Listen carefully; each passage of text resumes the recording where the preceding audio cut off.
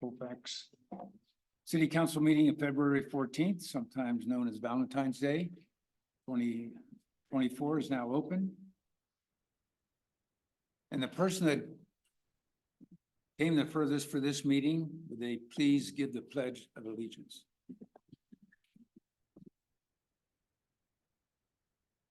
Allegiance to the flag of the United States of America and to the republic for which it stands, one nation, under God, indivisible, with liberty and justice for all.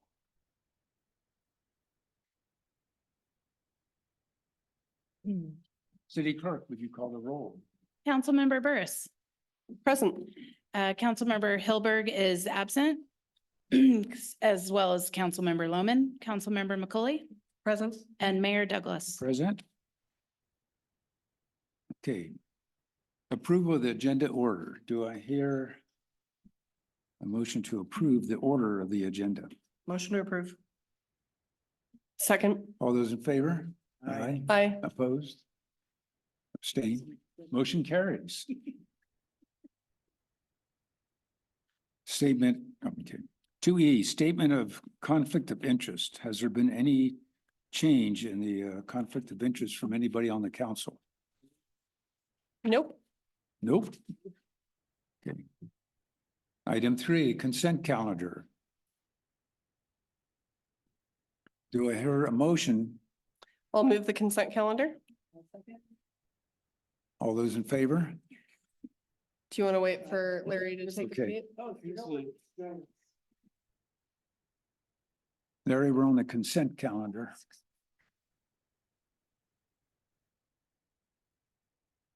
I'll get it. Aye. Aye. Aye.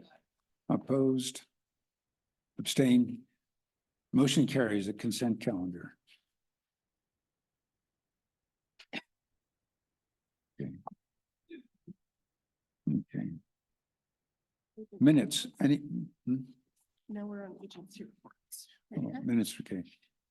These are all approved. Approved. Agency reports. Pastor County Sheriff goes first. Council Mayor, Sergeant Kevin Burris, your station commander here in Colfax. Wanted to go a little bit over the stats for last month. Total incidents for the classroom.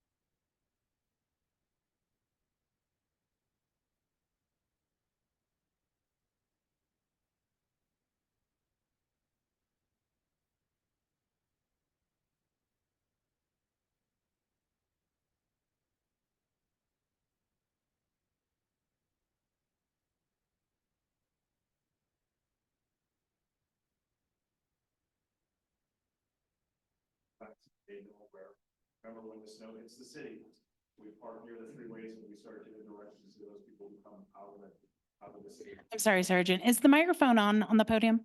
It is. Thank now. you. You're welcome. So you'll see those deputies, if the snow is falling here in town, they'll be over on the south side of town, over on Canyon Way, making sure that those individuals who come into our community park in the right spots, get out of the way so that we can continue on with our day and the commerce that we do here. I don't want to take a lot of time, so I'm actually going to stop here and see if anybody's got any questions for us.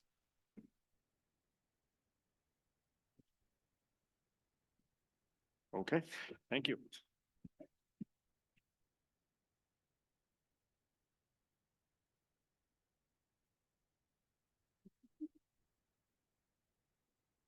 All right. Good evening, Mr. Mayor, Council, Bob Counts, Assistant Chief with CAL FIRE and Placer County Fire Department. Our January statistics, our Station 30 Colfax station ran 76 calls last month, with 55 of those calls being within Colfax city limits. Our Company 36 volunteer response totaled 8 responses last month for a total of about 15% of those incidents. We had quite a storm last weekend with the high winds and sustained winds, a lot of power outages. Our Grass Valley Emergency Command Center, over a 24-hour period at the height of the storm, dispatched over 225 incidents, which is a little more than double what a normal day would be like in there. Really working hard in there. We had a lot of power lines down, and I know we had great coordination with PG&E during this last storm response. We're getting twice-a-day updates from our PG&E representative that's assigned to us. And I know those trouble men were out there working their tails off to get the power restored for everybody. We've also seen quite a large uptick in residential structure fires over the past 10 days or so, with 11 confirmed structure fires dispatched in the area. And we saw a similar uptick last year during our low snow events and our winter storms. And a lot of that can be related to like improper generator use and some of those things. So make sure if you're pulling out your generator, you're fueling it properly, and all the connections are secure. And I will be happy to take any questions tonight. Yes. Did you ever get a copy of the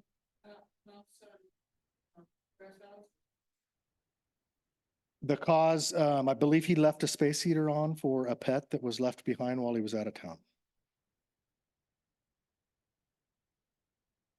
Any other? Yes.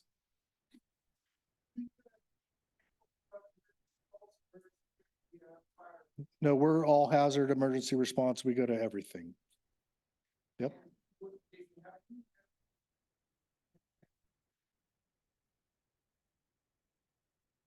Yeah, as you can see with our stats there on the board, it's kind of hard to read, but during the month of January, sorry, I don't have that. Yeah, it's the medical calls is the really big one there on the right side of the screen. I can't see the number for here. My apologies. Yes. There's 38, 38, thank you. 38 calls for medical. Glad you can do that. Anything else? All right, thank you.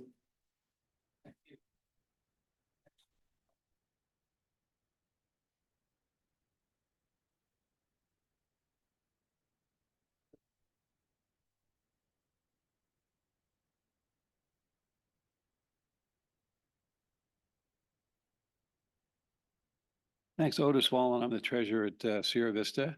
And you all received quite a 3-page background on the upcoming meeting of the Sierra Vista the Bianchini Advisory Council or Committee rather. And we did have a meeting. The meeting was a couple hours long. It was really excellent. And I'll just do a quick outcome.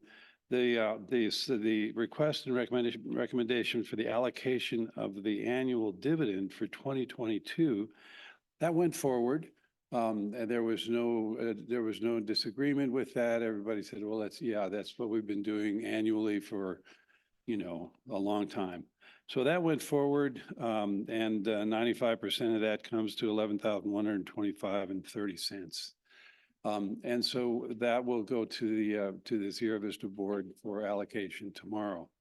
The other points we're addressing the major challenge that we're having right now with basically the fire insurance, which went up $15,000 per year, and likewise the failure of the 1922 boiler system.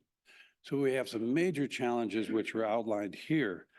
There was the really interesting discussion came around how do we get more interaction between the city council and the Sierra Vista, and how do we do that through the Bianchini board and through some of the contorted rules and regulations that illegal settlement laid out for us. And we continued the meeting of the advisory board. So we will have another that will actually pick up recommendations for all of the rest of that. Subsequent to the meeting, I met with Carolyn McCauley for a couple of hours, and she and I laid out a framework that we're going to be bringing to the Sierra Vista Board tomorrow. As the process is, Sierra Vista Board makes suggestions to the advisory committee about and it gets that initial set of proposals for where we'd like to go. It's then deliberated by the advisory committee. The advisory committee makes the decision and then refers that back to the Sierra Vista Board for confirmation.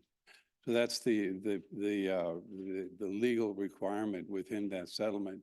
But given the nature of this, we thought it would be best if it actually came back to the city council as well, so that you were fully informed about where the directions were going. And that would put that meeting at your next meeting should probably be agendized. We're going to try to put together, after the Sierra Vista meeting tomorrow, another meeting of the Bianchini Advisory Board. And that will be the board that will make the recommendations that would come to you for full understanding. And I think what we've done is we've kicked off a new level of conversation between the Sierra Vista Board and the City Council about the future of our city, of our basically our own only community center, and its relationship as a resiliency center in emergency times. It's used by OES. All of those kinds of uses are coming up through a series of grants that we're writing, coming up through a series of basically some of these suggestions are going to be done in terms of a bridge loan, because we're doing a lot of grants. Likewise, on next November's ballot, there is a climate change initiative which contains a bundle of money for community resiliency centers, and we are a prime candidate for that. So it's how do we bridge between all of the confluences of all of the different initiatives that are out there? How do we work with that in a small town with one governmental organization, one nonprofit organization, one organization that's made up of from a legal settlement between the two?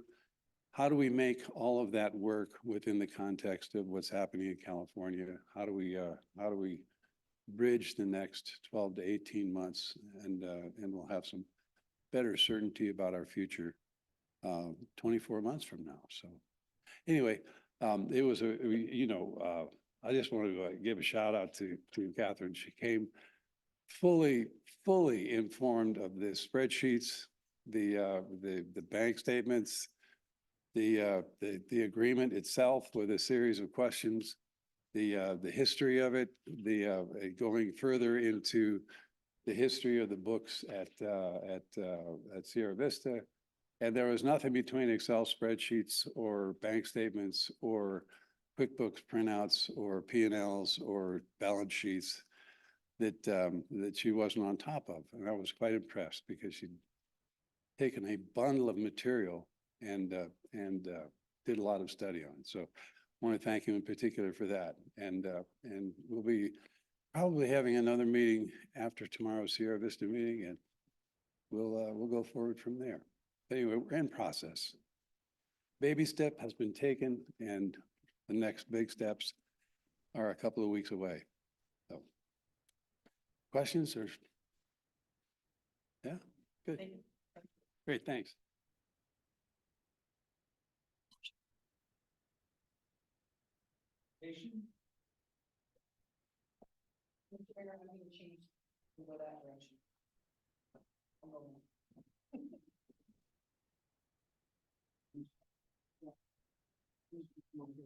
Well,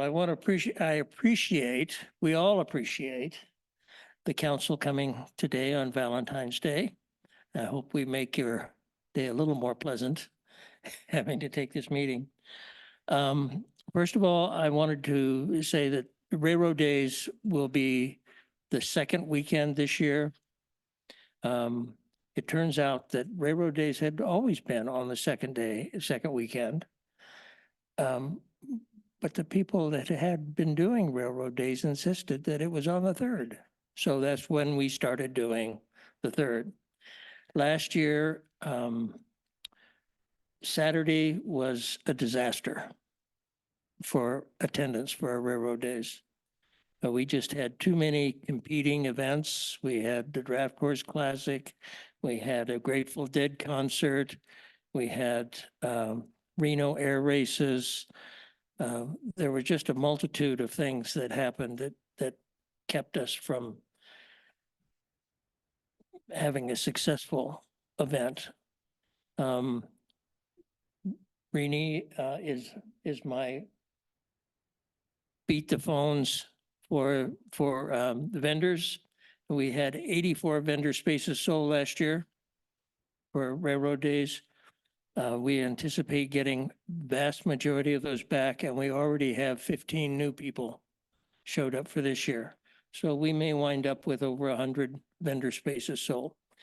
Saying that, the things that keep the vendors coming back and what has kept railroad days going are the people of Colfax. Their participation, we need their volunteers, and we need them to get their friends to come out on railroad days. These vendors they're really enjoying railroad days. It's fun. They need to sell product to keep them coming back. So that is a biggie.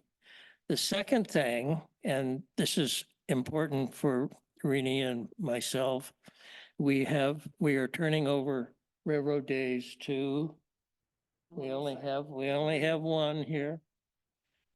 Jeff Campbell, who is the head of the Black Flag Gang, and Caroline McCauley. So they will be doing the vast majority of the railroad days.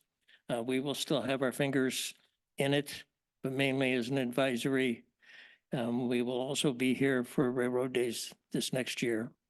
But the purpose for our trip here was, one, to see the council, beg for money, and to let you know that Caroline will be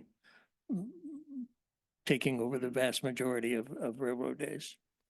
So what we would like to see from the council, they have been very generous in the past. We have a couple of big expenses, one of which is insurance, and the other, believe it or not, is that little people mover train. Everybody loves the people mover train. That cost us $3,000 for the 2 days. We can't sell tickets. We raised the price from $2 to $3. We still can't sell enough tickets to cover the total cost. We would love to have, and we would appreciate it greatly, if the city council would give us the $3,000.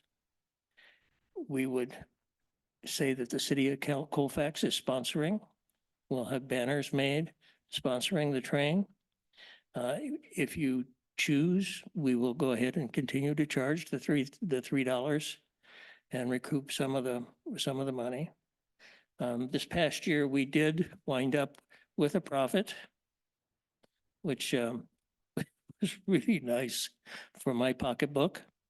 And in the past, like 2022, we were $267 in the hole.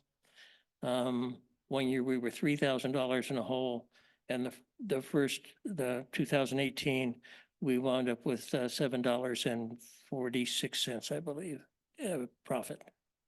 So costs keep going up. Our insurance, we're trying to work with UP already. And we have a new person at UP that we're dealing with. She is really excited about being part of Railroad Days every year. So now that she's been there for a year, we expect bigger and better things from Union Pacific. But they also mean that our insurance will go up by $2,000 or more because of their insurance requirements.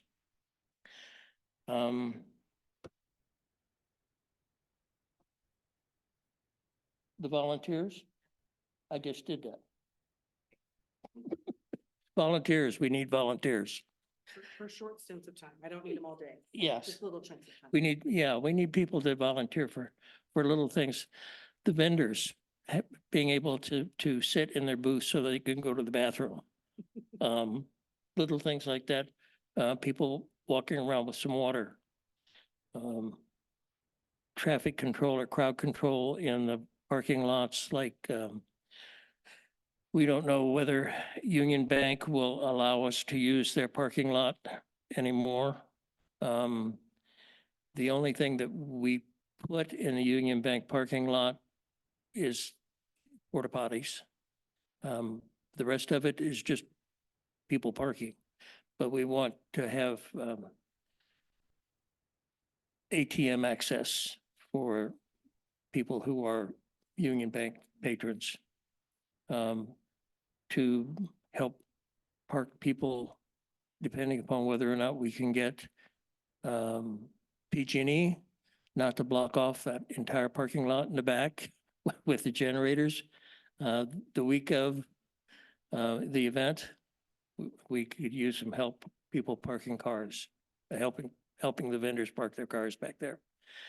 Just little things, nothing major, nothing for all day. So would you like to say?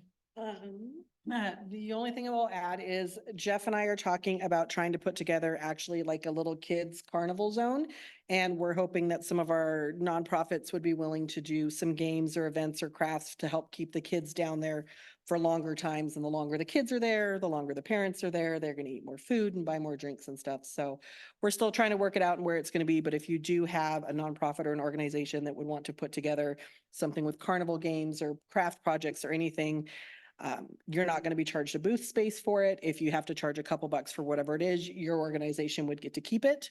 But really for us, it's just about a way to be able to keep the families down there a little bit longer. So if you know anybody that wants to do something like that, let me know. We're still working on putting it together. So.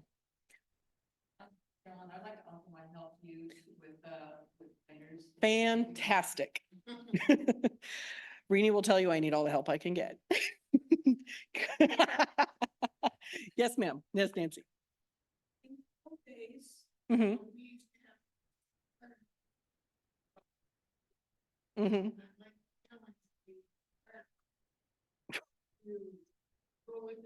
With the historical society. Ooh. That sounds like fun. Oh, that does remind me. We'll have to think about it. The rumor is that Jeff owns a dunk tank. So if Jeff does in fact own a dunk tank, I expect to see lots of people in this room participating in that. Uh-huh, yeah, yeah, so. So yeah, I did forget about that. And your water brigade reminded me of that particular part. That would also potentially be happening for. Yeah, you were supposed to do it with me last time, Kevin. You were supposed to do it with me last time. But I ended up in the dunk tank and not you.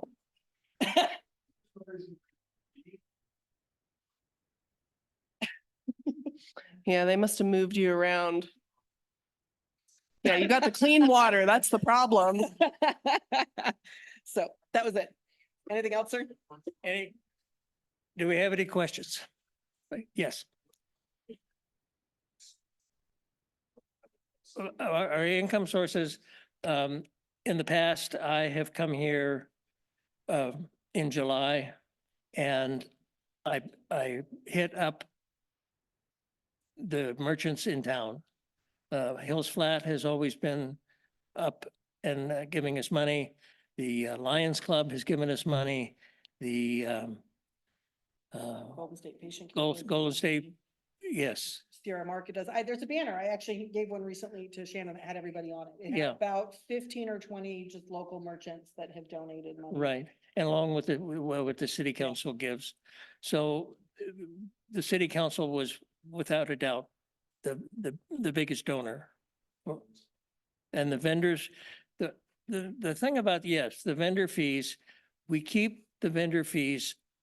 The reason we have so many vendors rather than all the other events that are here in town is a regular vendor fee is $55. for the 12 foot space.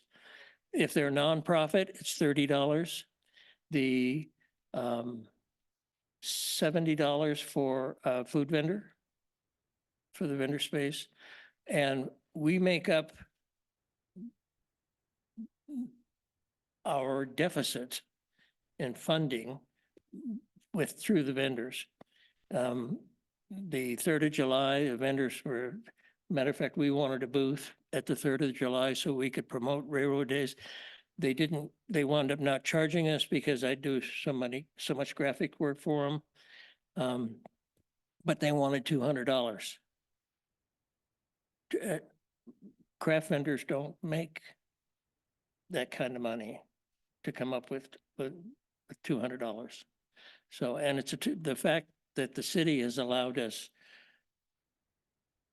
to keep our vendor spaces over Saturday night, keep them up, has increased our vendors on Sunday also.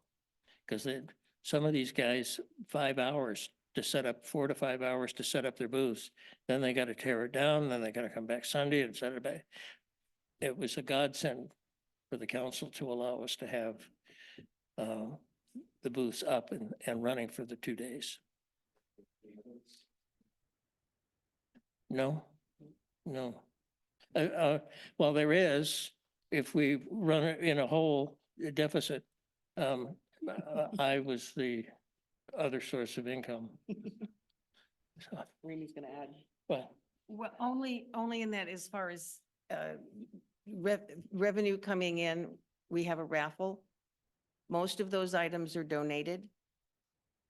We also have, as Fred mentioned, we have the train tickets, which don't always cover the cost of the train. never. There's not enough hours in the day at $3 a ticket to make up the fund. Yeah. And donations from companies, we never know, thanks to, I'm not slamming Union Pacific, but we don't often know until the last minute how much our insurance is going to be.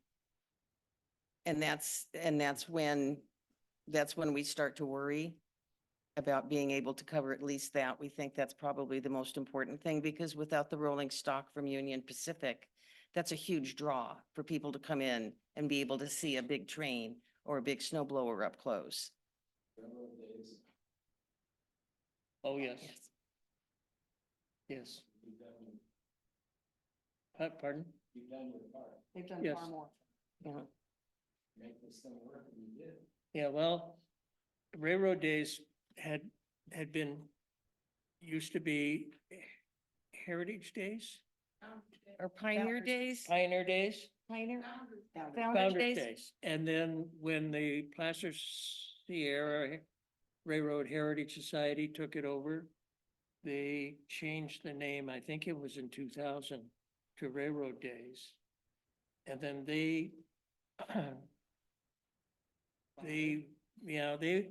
were railroad buffs, and they didn't make it as a family event. This was more for people who loved railroads.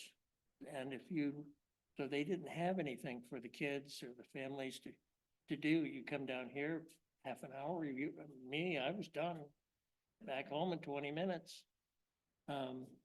So when Renee and I took it on, we took it on with the idea that it would be a family event. And the other thing was, our former city manager came to me, and when I mentioned this, he said, if you can pull this one off here, it's a miracle. Because the Placer Sierra group is not interested even in having a booth, let alone participating in the event. So we brought it back after 2 years of non-existence. We started with, I think we had 50 vendors the 50 first year. vendors the first year, and that was more vendors than 3rd of July or Christmas. Fred and I are so proud of what Railroad Days has grown into. It's very hard. I'm gonna cry. It's so hard for us to do this long distance. And we're so pleased the two people that have stepped up to help us out and have agreed to take over the majority of the event have been Jeff and Caroline. And all I'm asking is that you continue to support them as you have us, because we know that they'll respect our vision for the event. Just continue to support and help and promote and volunteer and donate with a capital D for them, the same way that you always have for us. And our biggest concern right now is, we're already starting to get, like I said, we have 15 new vendors. That's not a big deal. We can always find space in town here for more vendors. Is we need space where we can put the train sets. Big space. So we have in last year, we had and we have every year we have a nice setup here in City Hall. We're supposed to have one. They only have the dance floor in the theater for a small setup. A small setup in the old Railhead Saloon area. It's not big enough to put up we've got train sets that are 30 feet by 60 feet. Just, we don't have any place to put them. So they have smaller setups that they can bring, but we need more empty space. It needs to be downtown or in the walking area over by the fruit sheds for these trains to be. You can't, when we first took this on, I was downtown with, I can't remember what the event was. It was probably the 3rd of July, and there were some vendors that were over in front of the Colfax pharmacy and the antique store over there. And people walked to Luminaris and they looked over there and they wouldn't walk across the street to see the vendors, which enforced the idea to me that everything has to be really accessible for the people. So we have trouble getting people across the street where the train station, the Chamber of Commerce is, whether we have the Black Flag going on. I had 30-some vendors over there. We had the Black Flag Gang. We had things for people to see. We had the Chinese monument. Now, and it really hurts us when Union Pacific doesn't bring their stuff up, because that draws up in that section. So we need to be get as much up there to draw people to that area. I just want to add thank you for all of that. Oh, it's been our pleasure. Literally. Yes. You probably already considered the pros and cons of buying the people mover train. Yeah, they're only, the con is there are two. One, they're about $10,000 or plus. And if you own the people mover train, the insurance is outrageous. And because we would just be using it for maybe 3 events. If you had a business where you could write this thing off for operation over the year, it would be, as a matter of fact, our little people mover train, when we first started railroad days, he sold the train to somebody here in Colfax, and they couldn't get insurance to bring it down here. It was prohibitive. It was almost $6,000 here for the insurance, because that thing is a rolling liability. But we had thought about it. And as a matter of fact, what was his name? The first guy? Yeah, Oh, like something. he was a retired preacher and he never stopped talking. He kept everybody in stitches on that train all day long. Loved it. but he offered me to buy the train. And it was $4,000 was what he offered would take for it. And I mean, you gotta store it and insure it. yeah, Yeah. So when do you need an answer by on, and how much are you formally requesting? 3,000. Oh, okay. And then when do you need to do the booking by? We need the money, before we start the event. So, Okay. say in September. Oh, okay. Yeah. 2 or 3 'Cause- months would be fine. It's not like an immediate thing, the thing's already on the Yeah. calendar. But if we can know within 2 or 3 months, that way we Yeah. can know what kind of, costs we can, Yeah. we'd be working with. Okay. And we're also, I think Caroline said PG&E came around saying that they had some money. I heard some rumors that PG&E is good for some donations. We're gonna. Yeah, so being the first time we approached PG&E, we had started our nonprofit. We had gotten all the paperwork on it, but it wasn't on the state's website. Hmm. So when PG&E checked, they said, well, you're not, by the time we got back, found out what was wrong or it was there, it was just, wasn't worth the hassle to do it. So. Well, I was gonna ask if you're gonna do sponsorship packages, you mentioned, if we sponsor the train, you'll put Right. the Right. city on the train and all that. Yes, We've Um, had conversations about levels of sponsorship. Mhm. And I don't think that's something that's going to happen this year. Okay. But it's definitely. Well, even if there's just specific things that people Yeah. can sponsor, that might be attractive to a few other folks Yeah, that I so- can. That's why I requested that he come out specifically for the train so that we can make it sponsored by the city. Okay. the other, we had this Saturday night dance. But by the time everybody got done with railroad days, all day Saturday, they were too tired to come down and do a street dance. So the band that we paid to do that mainly played for people that were in the Railhead Saloon when they decided to come out. But We other, had the fire show. He was awesome. Yeah. Came down with him. He was. so, and we were gonna have PG&E pay for that, but, that fell through. Mhm. But we will have something that we'll find for PG&E to sponsor, and maybe they can do something around them. Well, I don't think you'll find any lack of support here. I'll put Yeah. it that way. Okay, The incredible walk a little bit, and there's so many nooks and crannies in this district with activities. What is Winter Chevrolet involvement and do they sponsor with cash, money? Winter Chevrolet gave us a small cash donation. And on Sunday, we offered them space for our car show where they could bring their new models down and a couple of salesmen.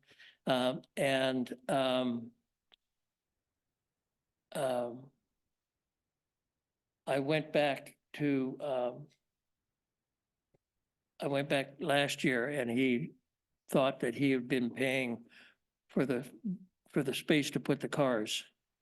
And it didn't consider it a donation and he wasn't interested in coming down last year. But What I'm thinking of, instead of cash, it might having them sponsor a shuttle, some Yeah. sort of a shuttle, whether it's an SUV or a van. Okay. In lieu of the cash, might help people move this event a little better. Yeah. I could probably work on that for you. Okay. If that's something that you want to. that's not up to me. Okay. We'll talk. The other, Fred, we I think have- you do have one more question as well. Okay. Oh, Diane? Yes.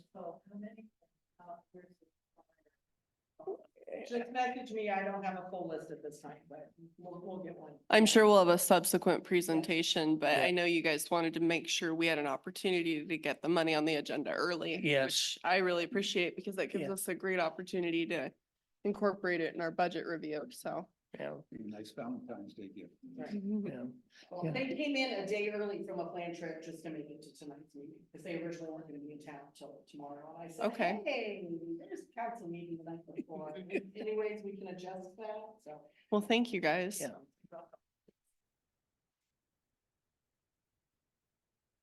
Thank you. Okay, there is no public hearing tonight. We'll move to number 7, public comment. Public may comment on anything that is not on the agenda. And you have up to 5 minutes, and anything you bring up will be submitted to staff for possible review and discussion. Any public comment? You could give your name and I know. I've done this before. Carla Jameson, 21 East Oak Street, mobile home park. Anyways, I am here because I don't know if you are all aware that there was an incident Monday around 12:30 in the morning where a gentleman decided to try to break into my neighbor's home, front door, back door. Pretty violent. She didn't know him. She was home with 2 little ones. He didn't gain entry, but unfortunately, it took about 12 minutes for Placer County Sheriff to arrive. And so I'm just concerned about that because 3 minutes is a really long time. 12 minutes is a lifetime. And I just wanted to see if there's something else that can be done. I have cameras. I have solar powered motion lights. I have no trespassing signs. We all communicate with each other already. So I'm just looking for feedback or ideas. So earlier this evening, I requested a response time report from the sheriff's office, which Kevin will be working on for us so that we can determine what an optimal response time looks like at any point in day. Yeah. That way we can understand, because at the end of the day, the best response time is no time taken, an immediate response. Obviously, that's what everybody wants, as fast as possible. Oh, yeah. But obviously, we're all understanding to the fact that if they do have to take someone to jail, that may be a couple-hour ordeal Oh, in no, some no, I cases. totally get that. I come from a Yeah. law enforcement family, so I'm well aware. So we're going to go through the formal exercise of actually getting the data as to where we stand today, what our services are today, reviewing those services and determining if they are adequate. And do we still have overnight patrol or somebody at least in the vicinity? Or- Yes. Okay. Yes, we not only have a corresponding beat that does have coverage during the hours that we do not specifically pay to have someone within our city limits. Okay. But mind you, our city limits are less than 2 square miles in diameter. Yeah. So we do have that coverage at all times. Good. So, Well, I'm already paying attention to everything anyways, so. and we, just to make sure that we provide a point of clarification for the public, there had been a decrease in sheriff's hours several years ago Mhm. at a motion by council, which was then reversed by a subsequent motion by council about 5 years ago after Sean, myself, and Joe Fatula were elected. So Right, I Um, remember. we are back to the hours that we have considered sort of our budgetary maximum up until today. And so we're going to go back to the table and review and see if we want more. But at this point, we are not operating under a reduced hours framework. Does that make Okay. sense? It's just I've noticed an increase in questionable people and activities that seemed to disappear years ago and now it's come back to life. So that concerns me. Well, it definitely always requires a dynamic approach on our part. We can't be stagnant with what we contract for because conditions change, state Oh, yeah. legislation changes. So I'm sure that we'll find the best solution and see No, I what know. we're I mean, capable of doing. yeah, that was one of the reasons that I moved back up here 10 years ago. I'm like, it's Mayberry. And I'm like, oh, now I'm a little more concerned. My son's like, take the bat out, take the dogs out. What? I have to carry a metal bat? Could you give a broader or a better description of where that is, where So you do are? know where St. Dominic's Catholic Church is? Yes. There's a mobile home park right in between there and A&A. It's called Silver Lode Lodge Mobile Home Park. It's all 1970s era mobile homes, but rent is cheap. You're very welcome. And we have reached out to our landlord, but unfortunately, no response. Of course. thank you. Any other public comment? None? Okay, we'll move on to council reports. Should we start with Larry? I have nothing to report.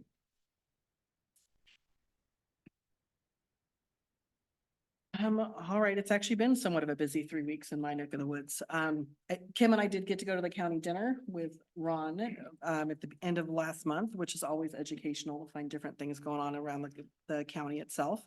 And Ron got to be the guest speaker at Coffee and Conversations with the Chamber as well. Which he did fine job representing himself in the city. They were all very excited for him. Cut off. I'm cut off. I ran out of time. Never mind. I did also get to attend my first Air District Control meeting. Last week I got a great 2-hour orientation with Eric, who you're right, he can download everything imaginable. So that was quite an enlightening experience to be able to go to. And then Otis, and Kim and I both attended the first meeting for the Bianchini Trust, which I give Otis lots of credit for answering lots and lots and lots of questions that I had and getting some very good clarification on the way things were supposed to be done, intended to be done, what's been done, what's not been done, and where that money is really supposed to be able to be used within our community. So hopefully there'll be some enlightening additions or changes or information coming in the future on that. So that's about it. Now for the Mayor Emeritus.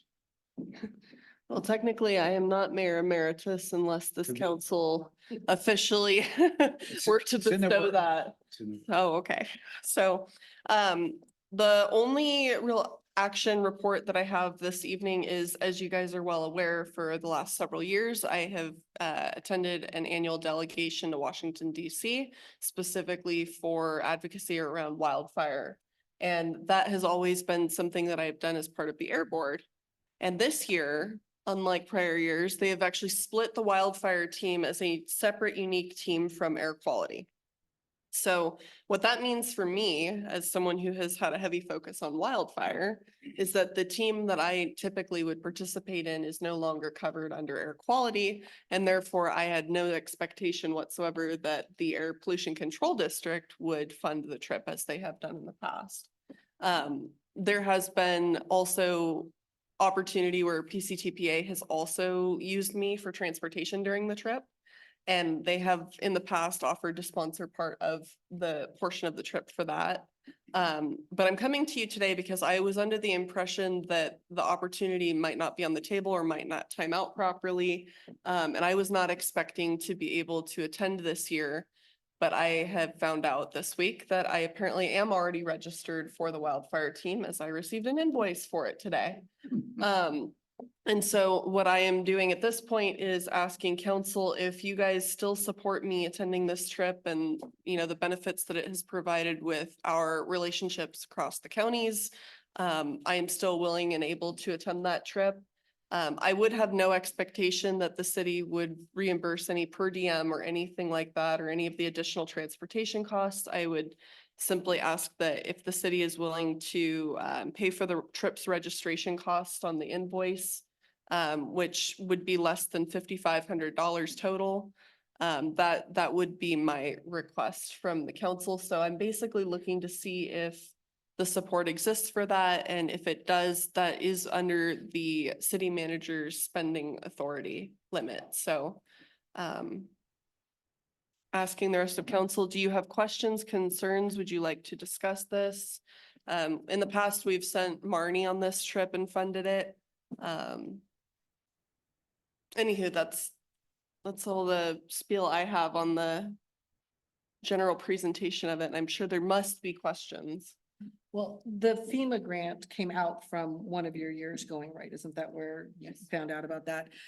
And my first opinion is that I think somebody should go because we know grants are going to be getting smaller and smaller in the next couple of years because of, what's happening, especially here in the state. And I would hate for us to miss out on any information for things along those lines. I think, from what I keep hearing, that's where some of the greatest information comes back from and those possibilities to be able to bring back to such a small community as ours. And I think there's great value in that. Yeah, so we have actually had success with not only obtaining new sources of funding, but also pursuing existing sources of funding, such as some of the meetings that we've had been able to do to pursue our CBDG funding with HUD came out of the relationships built during that trip. And I have said in the past that while we have several meetings with congressional offices, Senate, or regulatory authorities, the biggest benefit comes out of taking a 6-county to 7-county area and locking all the elected officials in one hotel for a week. Because you force interaction, you force networking, and you force collaboration on regional issues.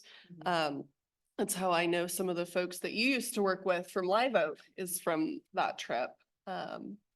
So I definitely think it brings a lot of value, but you know, $5,500 is a lot of money. It is a budget line item that we do account for trainings and things like that. We do make sure that we allocate funds for conferences. So it's not like it's coming out of the blue. We do plan for it, but I have never asked the city to fund me before. And I just want to make sure that if anyone has any questions, I can answer them. Larry, do you have any comments? Excuse me. If we have, Are there specific things that we feel came back from those trips? I mean, are there specifics? Yes, so one thing in particular was about a year or so ago, we had a pretty controversial issue which involved SACOG, but really involved a Sacramento-based citizen-initiated tax measure. And we were able to successfully push for a memorandum of understanding regarding if that tax measure was successful, because one of the things that a lot of folks, it's very intricate in government. When one person gets money, you would think, oh yeah, you should be happy for them. They're building new roads and they're making things better. But we have to also consider that everything's intertwined. And from an air quality perspective, our federal funding that comes in through SACOG is dependent on us maintaining a regional air quality standard. And if we see an increase in movement, vehicle especially initiated, what is the word? The VOX and the emissions that come from vehicles as a result of, you know, for example, creating a new bypass, and the additional housing and infill that we see from that, it tanks our air quality numbers for the region, which then subsequently trickles out to the rural areas and prevents areas like Colfax, Live Oak, Sutter County. Sutter County was really the big partner in pushing on that one. Carm was very helpful with me as we ended up all over the SACB about it. But we were successful in pushing for a memorandum of understanding that would prevent the project from moving forward without being included in our regional blueprint plan, which is where we all as a team, as our 6-county region, consent to the projects that will move forward, where funding will go and how we will allocate and timing.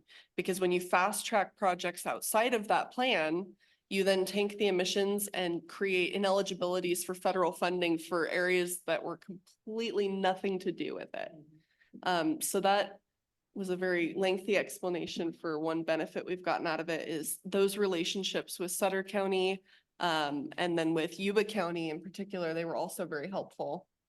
Those relationships that were built out of that trip help us kind of become a power player when Colfax historically from a SACOG perspective is not really looked at as a big power player. And some of that whole conversation ended up resulting in us this last year having a vice chairmanship on SACOG on the Policy and Innovation Committee, which is kind of a big deal for a small community to have that much of a voice at that kind of a platform.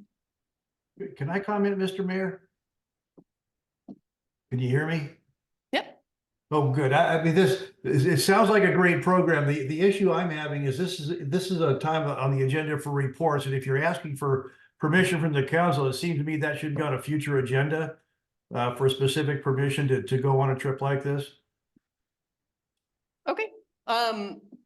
Is there a time constraint? There is a time constraint. This needs to be paid in under 30 days. Okay, so we have a meeting in 2 weeks. Mm-hmm.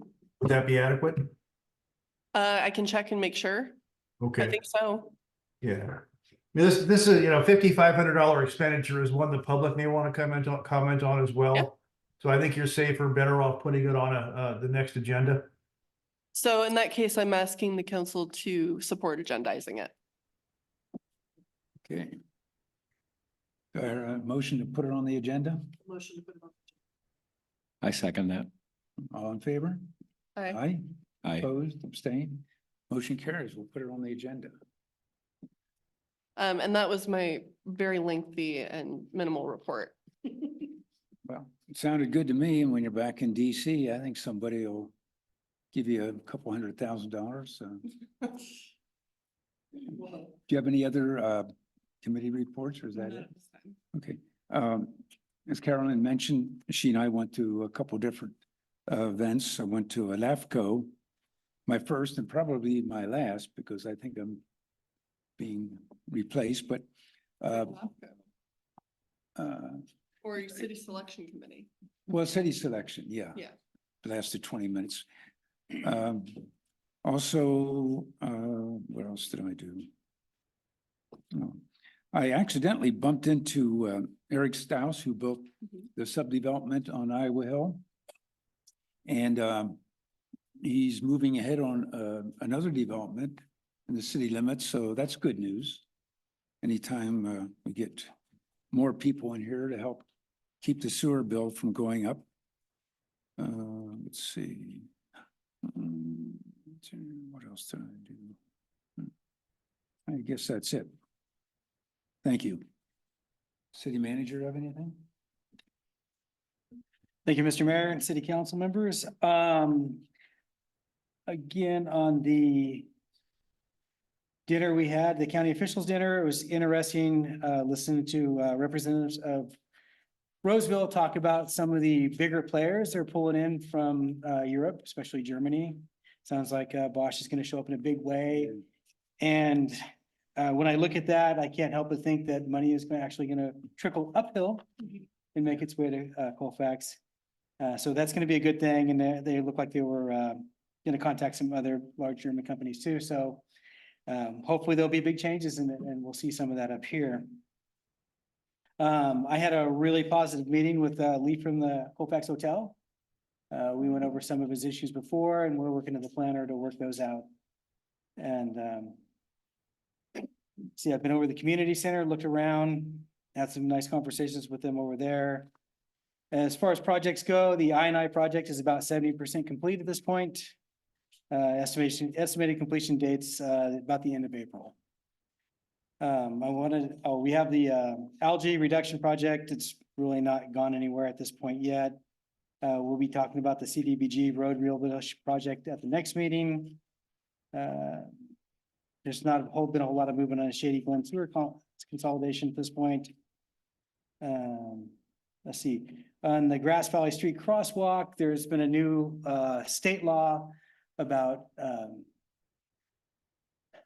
a distance of vision in between crosswalks. So we are gonna have to address that, and Carl, the city engineer, and I have been over looking at that.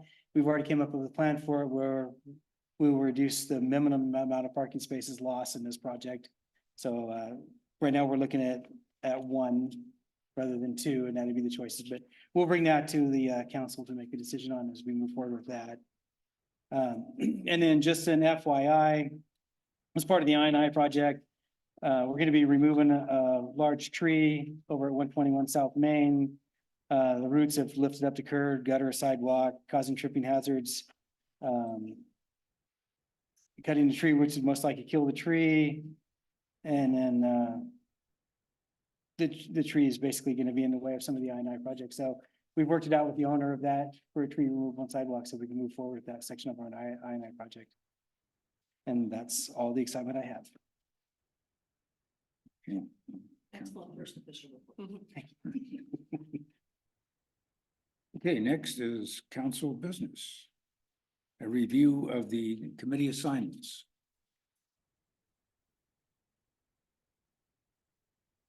You don't have a new printout of the new assignments, do we? It's in your agenda. Yeah, Oh, I got, okay, I got. I think we all have one. Page 18 and 19. Does anybody want to make any comments or remind the public? Oh, no. Holy cow, somebody okay? Thank God we got fire and police. Who was that? Somebody fell. Nancy's not there, so that was my first thought, was it Nancy? Do we want to take a brief recess? Yeah. Yeah, brief recess. All right, folks at home, we're gonna take a brief recess. I had an accident in Chambers.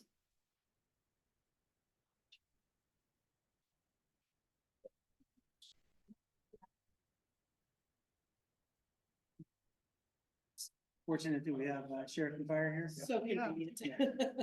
I know, on a night they didn't bounce. Did we get this fixed? We'll just touch on it. Okay. We just have a little bit of confusion. We'll touch on it and we'll get it all squared away. I think that's one where Roosevelt, I think I mentioned, they're already calling a special meeting, Yeah, so we don't have to. yeah. But somebody should check to make sure. Well, what I'll do, I'll email Megan, I'll CC you so we can just all get on the same page, because it sounds like it was just the whoops, wrong name. Yeah. So. Anything I can think of.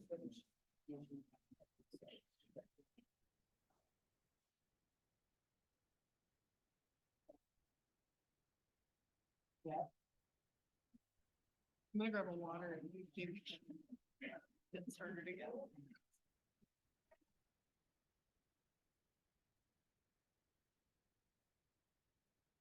Larry, do you have a meeting tomorrow? Yes. Okay. Economic development. Oh. Is that the one? Is that tomorrow? I thought it was tomorrow. We're on economic development, right?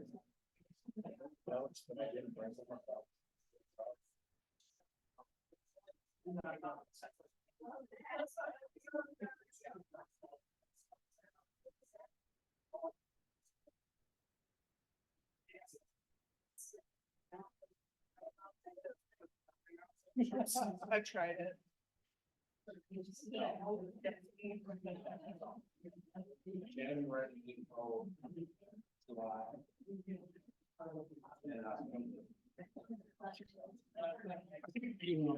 Economic development. I need to send you guys waters and soda via like Costco Instacart because I keep stealing them.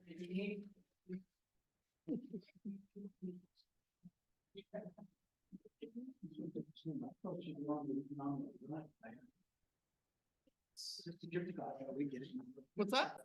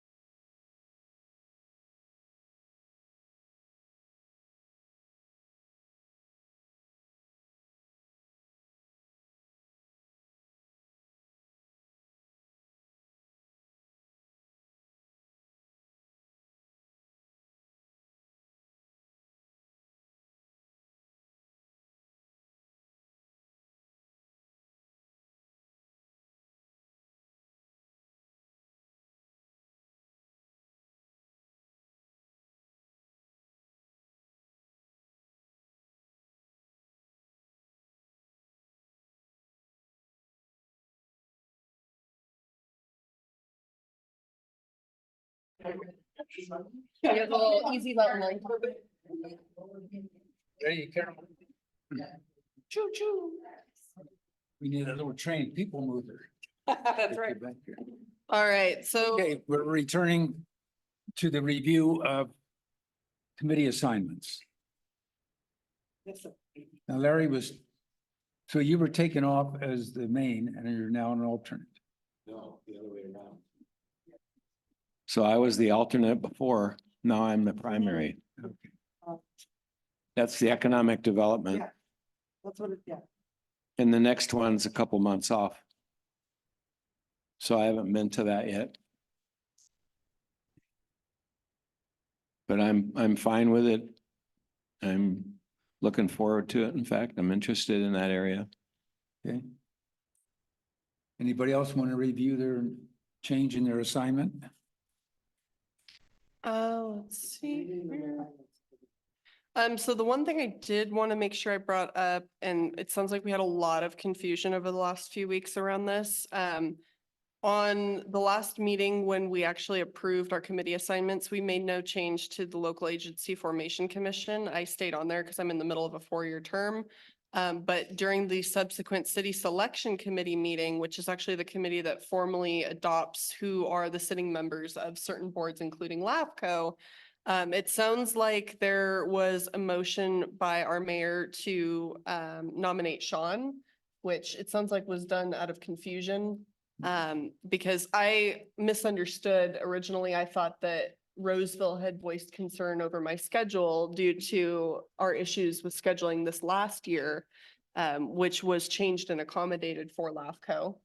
But after speaking to the other members of the city selection committee, it sounds like our mayor actually made the nomination rather than another member of the committee. So with that in mind, I felt it was important we brought it back to our council to make sure we were clear on what our intent was for that board. I did send Sean a thank you. I appreciate you stepping in, taking on the role since that's what the committee decided, but it sounds like there might have been a mistake, at least from my conversations with our mayor. So I just want to make sure we take a moment to provide clarification on what the intent was. And if that was done erroneously, then I understand that there is an upcoming special city selection committee meeting that Roseville has called, which would be the opportunity to make the correction. So if that's the intent, I just want to make sure we discuss it for the public's benefit and so that we can all get on the same page about what the plan is. And then that way I can make sure I tell my employer when I can't be coming down to my office and when I will be otherwise, engaged with a public meeting. So my understanding when we left the meeting Wednesday was that I would be continuing with the rest of my 4-year term on LAFCO. I am willing and prepared to continue doing that. I do not possess any conflicts of interest as it relates to LAFCO. And I have been very, very deeply ingrained during my time in LAFCO in the current issues and applications that are on file. So if this council still supports me sitting on that board, I am willing and happy to do so. I think we do support you. Okay. Okay, now we move on to good of the order. Oh, did we have any other? I just want to make sure. I'm good with everything else. Okay, cool. Thank you. And I just wanted to bring up one other point, if you don't mind. I'm sorry, I'm being very talkative tonight. But for Sacramento Area Council of Governments, while I am the primary and Carolyn McCauley is the alternate, I am asking Carolyn to take on more of a active role as far as attending meetings in my stead. I'm hoping that this will be a good transition to hopefully be able to bring Carolyn into that role, especially if she does, run for election and get elected in this next round. I have kind of had all of the major boards for a really long time. And I think it's time to spread it out. And this is a good way for us to transition it. And if at any point Carolyn feels like, hey, I got this, I really feel like I'm running the show when it comes to this board, I'm more than happy to support it being re-agendized to do a swap and move me to alternate. So at your discretion, just let this council know and we can have that discussion. Have their orientation meeting tomorrow morning and then the first official one right after. So I will be in downtown Safford. Have you been there yet? For that building? No, but I got the instructions on the parking. I got it covered. The directions are very weird to get there. Yeah, I got it covered. So, yeah, I talked with them today, so. I would just make a general statement. I don't believe that responsibilities can really be shared. I think work can be shared, but the responsibility has to lie with one person. And then when that change is made, it would need to be made by the council, not just between the two of you. And if that's what you said, then I agree with it, but I got a little lost. Yeah, so the reality is that I am still the responsible party who's required to show up to meetings, who's required to cast a vote and required to read agenda packets. And Carolyn is my alternate. And any alternate on any board should still be reading the agendas and keeping up to date, because you never know when you're gonna get hit by a bus, for example, or something will happen to you unexpected and that person will need to step in.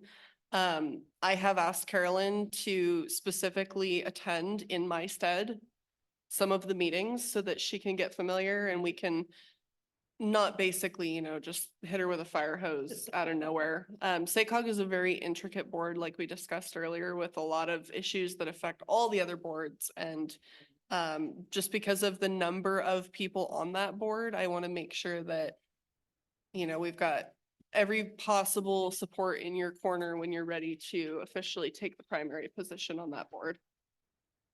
Yeah, and since I took position, I've gone and listened to all the meetings, because they have one on YouTube. So I followed through all of them and gone through all the agendas. And the couple that I have actually attended in Trinity's spot, we've gone through and I said, what have you got on the agenda? How did you want to vote? What were your concerns? So we had a brief conversation I agree beforehand. with what you're doing. Mhm. So, All right. no issues. Comment to Mr. Mayor, the agenda says review and approve the changes, so I think a motion to approve would be in order. Okay, do I hear a motion to approve the changes in our committee assignment? To be clear, I'm actually not aware that there are any changes. It looks like we would just be reaffirming what's already there. So Mick, do you feel like we need a motion to just reaffirm what we have here? Because I'm happy to make that motion. I thought that Larry was switching positions on the Economic Development Board and being primary instead of second. That second. change was made at the prior meeting. Oh, okay. All right. Well, if there are no changes, then everything's already been approved. Perfect.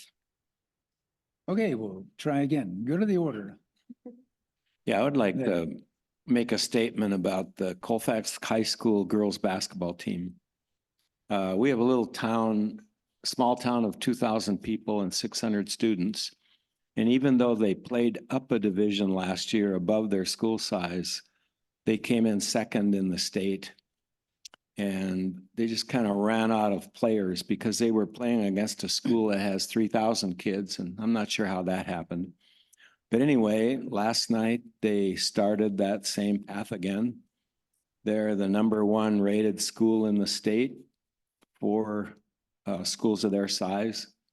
And they're fun and exceptional to watch. And because they're seated #1, they're getting a lot of home games, one of which is tomorrow. So I encourage you all, if you want to see some great basketball, these girls are special.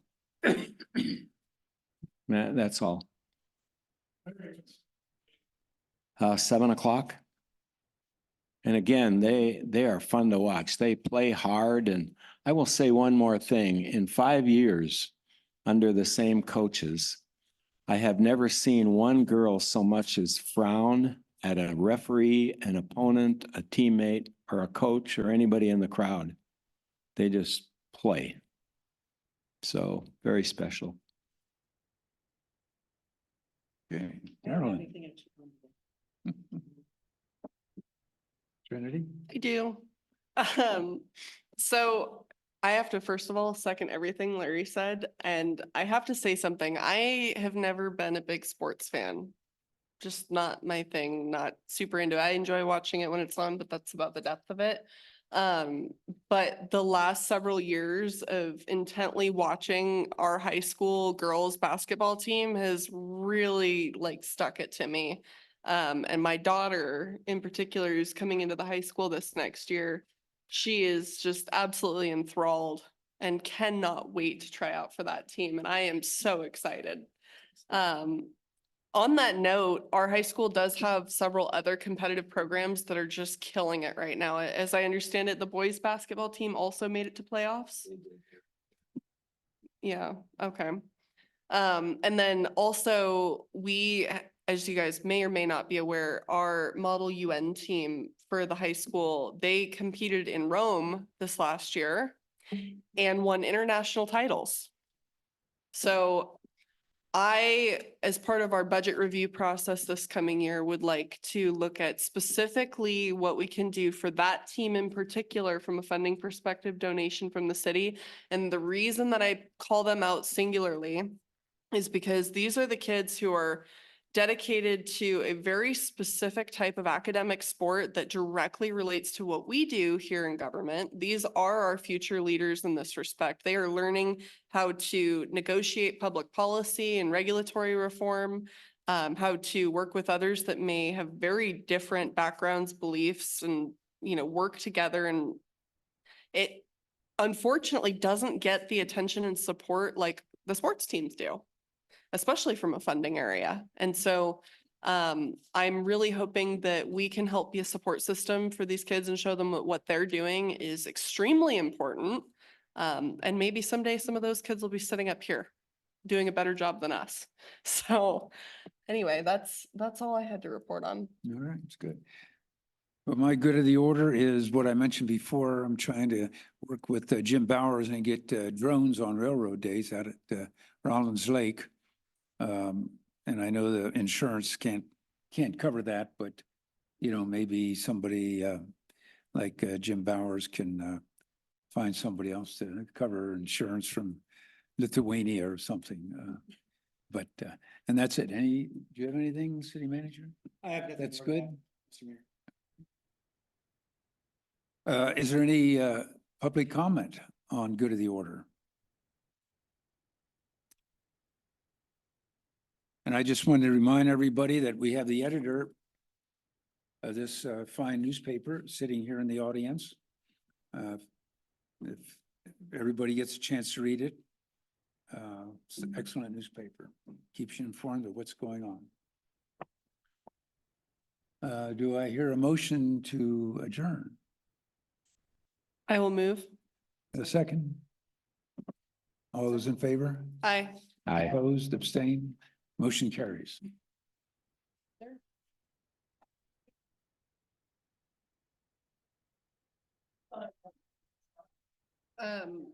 What are you doing for a while now? Tim? Me?